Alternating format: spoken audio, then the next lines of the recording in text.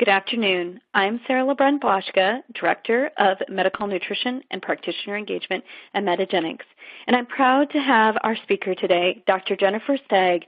Dr. Stagg holds a doctorate in naturopathic medicine from Bastyr University in Seattle.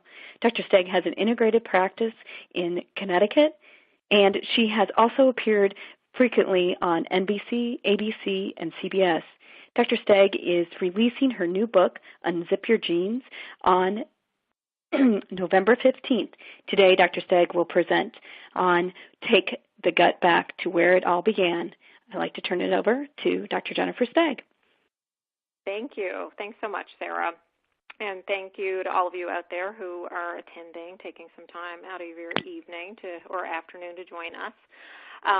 So tonight we're going to talk about this new medical food, Ultra GI Replenish, which is a revolutionary approach to addressing gut health and digestive disorders, including malabsorption.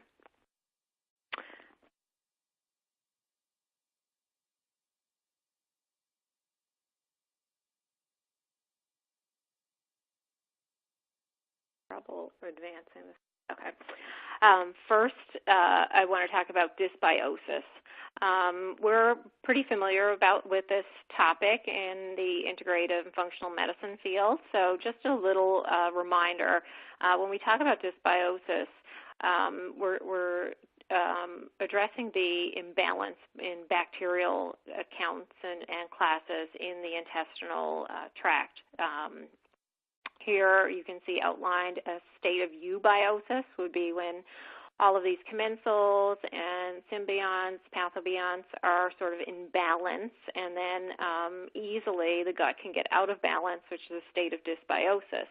And then you would see issues such as increased gas production. You might notice in your patients describing problems with actual clinical digestive symptoms. You may also identify issues with inflammation and immune reactivity. Even damage can happen with the intestinal epithelium. So back in a state of eubiosis, you would see more so nutrition, nutrient digestion, protein synthesis, vitamin synthesis, all important key components there. So who are the patients that we think about who have compromised gut function and malabsorption? Obviously, anyone you've identified as dysbiosis from clinical GI testing. Also, other diagnoses from your patient population could include patients with celiac disease, those with inflammatory bowel disease, even irritable bowel syndrome, and other GI dysfunctions like a short gut. So now we want to take the gut back to where it all began. So this is a really kind of interesting innovation and technology that is now available.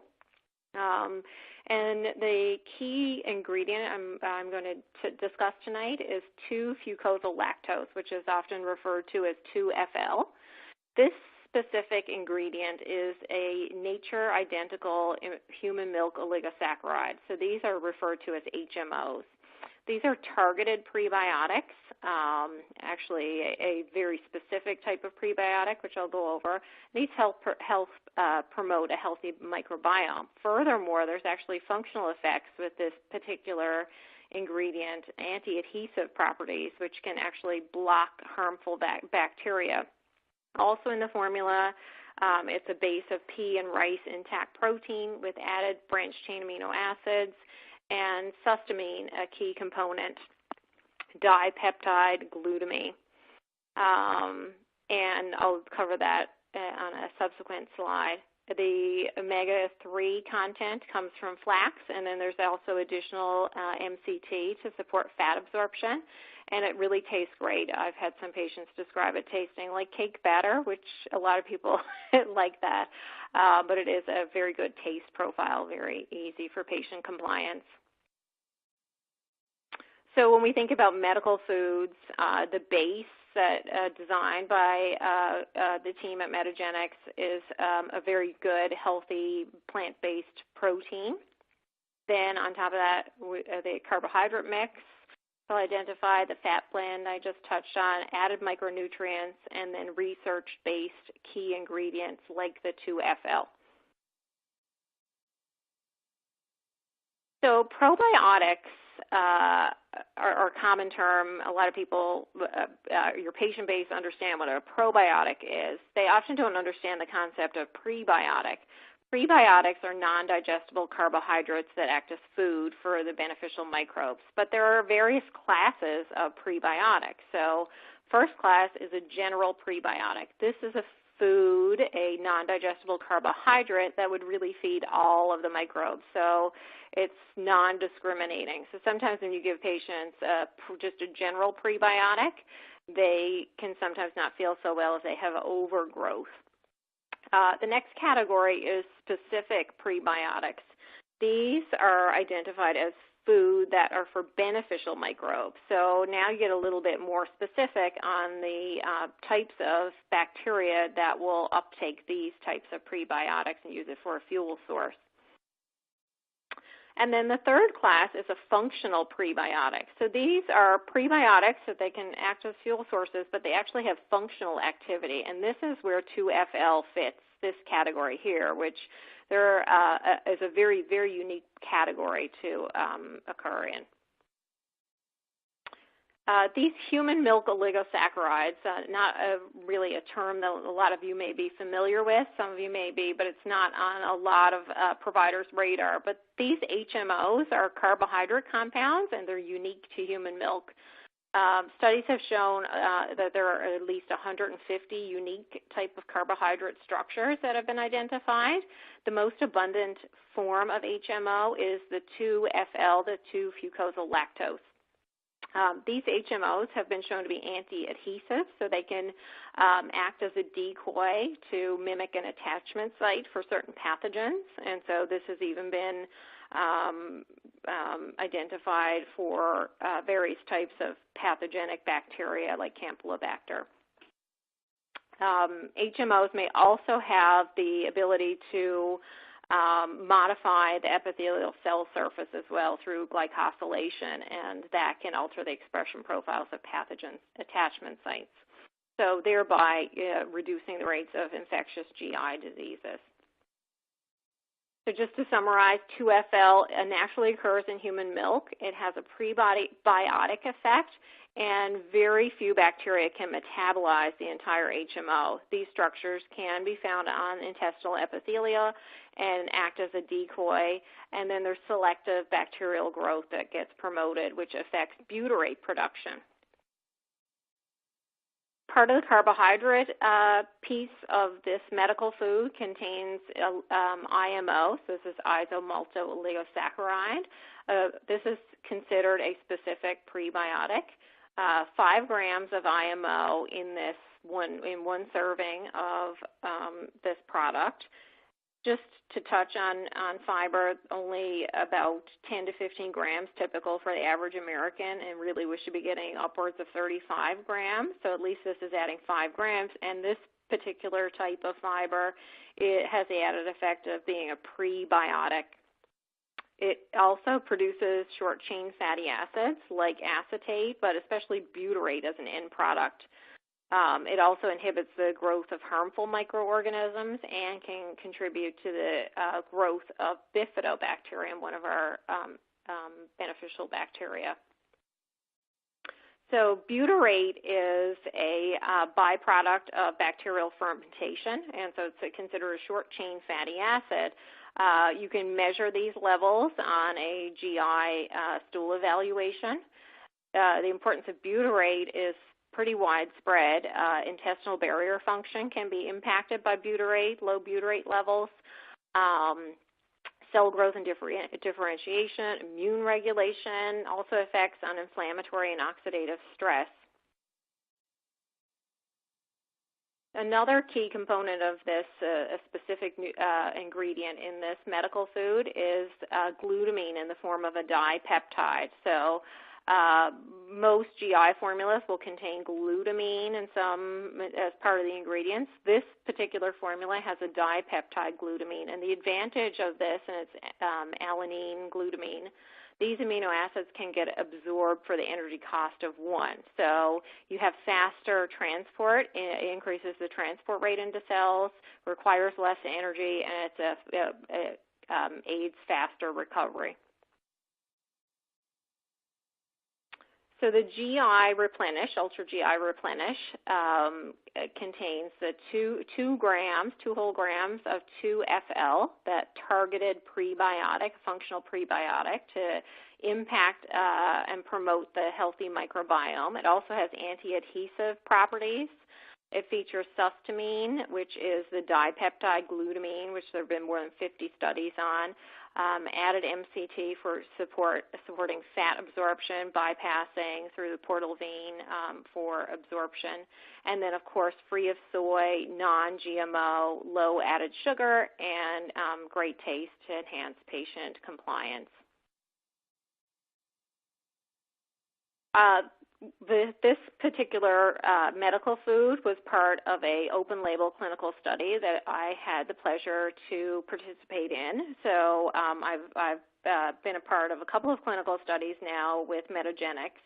This one, we had a group of 4 providers. So we also had in the group Dr. Robert Benakdar, who is the Director of Pain Management at Scripps, Dr. Corey Rice, an integrative medicine doctor in Dallas, and Dr. Kevin Holder, medical doctor practicing in New Jersey. So the trial, the open label study we conducted, we enrolled patients who had gut dysfunction. So the criteria for enrollment were ulcerative colitis, irritable bowel, and celiac disease. Patients came in for their first visit. They were given a gastrointestinal quality of life index questionnaire. We dispensed a study product, prescribing 2 servings a day of Ultra GI Replenish, and then a test kit for collection of stool at home. By week 3, they came back in to confirm protocol compliance, and then at week 6, they came back again for stool collection kits, which they took home again, completed the questionnaire, and returned unused study product. Our patient population was pretty equal, male and female. They were average weight, and our patients were primarily patients with IBS and IBD. The stool test kit that we used was the GI Effects stool profile. So many of you are familiar with that, with analysis, DNA analysis, PCR on the microbiome, as well as looking at short-chain fatty acid production, digestion, inflammation as well. When we looked at the scores from the beginning to the end on the GI symptoms questionnaire, patients had overall a 20% improvement, so that was pretty nice to see in a relatively short treatment period. These patients made no changes in diet. They only consumed the study product. We also saw some nice improvements in GI symptoms with a reduction again, an improvement again in almost 18%. And then with social function, meaning the better quality of life because of improved digestive function, again, close to 20%. Those were all statistically significant. We also saw some improvements in physical function and emotional function. With the bifidobacterium, patients, a class of bacteria we're all certainly interested in, patients with IBS and IBD are known to have lower levels. And these lower levels of bifido are associated with more severe IBS symptoms. So we know that our patients were, that was part of the GI Effects profiling, and we saw a 19-fold increase. So when we look at those numbers, that's quite impressive. Statistically significant. You look at that, you don't often see an almost 2,000% increase in anything. And so on the bifido, I know I've always had challenges just prescribing only a probiotic supplement and seeing that degree of change. Very impressed there. So we think that the 2FL and the IMO are the key ingredients that are likely for increasing the bifidobacterium levels. We also saw a increase, again significant increase, in the short-chain fatty acids. So those included butyrate, which you know is a very important byproduct of bacterial fermentation. The levels of short-chain fatty acids increased 72%. The butyrate concentration also 72% increase. The levels of bacterial strains that are known to produce butyrate also increased, but those didn't reach statistical significance. But with these specific species, the Rosaburia and Prasinitzi, they increased by 18 and 7-fold respectively. And this is a mechanism that could help explain such a great improvement in the GI symptoms. So let's look at one case, end off here with this case from our study. So this is a 26-year-old male who came in with a diagnosis of ulcerative colitis. And so this is at Corey's practice in Dallas. And so he saw this patient who had been diagnosed 2 years earlier. He was also experiencing significant weight loss as a result. So as we know, inflammatory bowel disease, a significant amount of malabsorption there, also a big piece of the picture that you'd be concerned about. In this patient, he was taking fiber, he was on prednisone, he was on DIM, iodine, he was on methylfolate, and then he was given the medical food containing the 2FL, IMO. The GI questionnaire, because he was enrolled as an inflammatory bowel disease case as well, he had a second questionnaire. So the GI questionnaire that everyone completed, his score improved 70% over the course of that time period of 6 weeks. And then his inflammatory bowel disease questionnaire also increased by 95%. So some very nice clinical improvements seen in this patient. He also gained weight on the study, so obviously expecting that he was the malabsorption piece of the equation was being addressed with the medical food. The GI effects profile also showed some very nice changes. So in this patient, we saw increase in overall and short-chain fatty acids, up 16%. But look at that butyrate production, up, well over 100%, 162% increase in butyrate concentration. As we know, that can equate to improved GI symptoms. And then we would look at these classes of bacteria that can explain an increase in butyrate production. The Prasinitzi and Rosaburia bacterial classes were up 7,000% and nearly 2,000%, and then our bifidobacterium up again, kind of similar to what we saw in the entire cohort, approaching 2,000% increase. There were no potential pathogens identified in that patient.